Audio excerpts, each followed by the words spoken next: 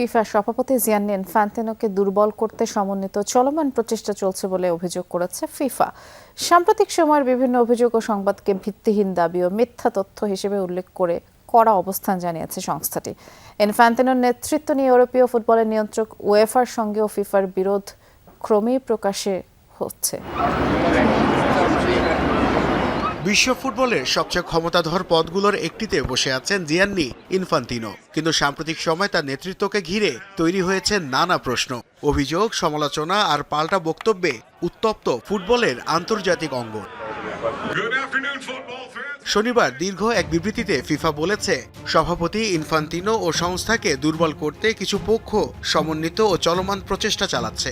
তাদের দাবি, অভিযোগ, ইঙ্গিত কিংবা ভুল তথ্যের মাধ্যমে ফিফার নির্ধারিত গণতান্ত্রিক প্রক্রিয়ার বাইরে গিয়ে নেতৃত্ব পরিবর্তনের চেষ্টা মেনে নেওয়া হবে না।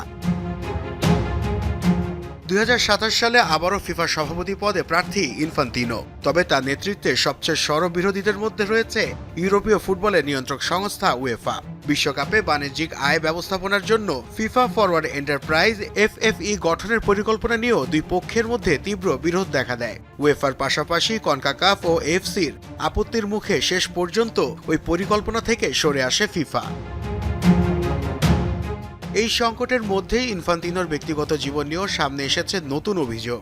ব্রিটিশ সংবাদ মাধ্যম ডেইলি টেলিগ্রাফের দাবি, উয়েফার জেনারেল সেক্রেটারি থাকাকালীন এক নারীর সঙ্গে প্রেমের সম্পর্ক ছিল ইনফান্তিনোর।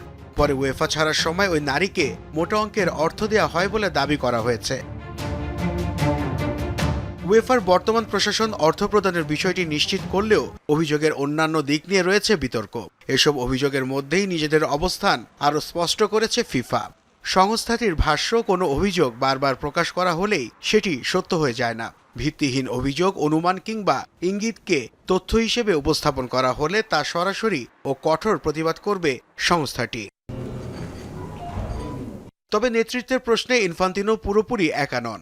দক্ষিণ আমেরিকার ফুটবল নিয়ন্ত্রক সংস্থা কনমেবল জানিয়েছে, দ্রুত কোনো প্রক্রিয়ায় তাকে সরানোর উদ্যোগে তারা সমর্থন দেবে না। আফ্রিকান ফুটবল কনফেডারেশনও জানিয়েছে, ইনফান্তিনোর প্রতি তাদের সর্বসম্মত সমর্থন রয়েছে। ফলে 2027 সালের ফিফা সভাপতি নির্বাচন সামনে রেখে ইনফান্তিনোকে ঘিরে ফুটবল রাজনীতির লড়াই আরও তীব্র হওয়ার ইঙ্গিত মিলছে। নাসিফ শুভ, যমুনা স্পোর্টস।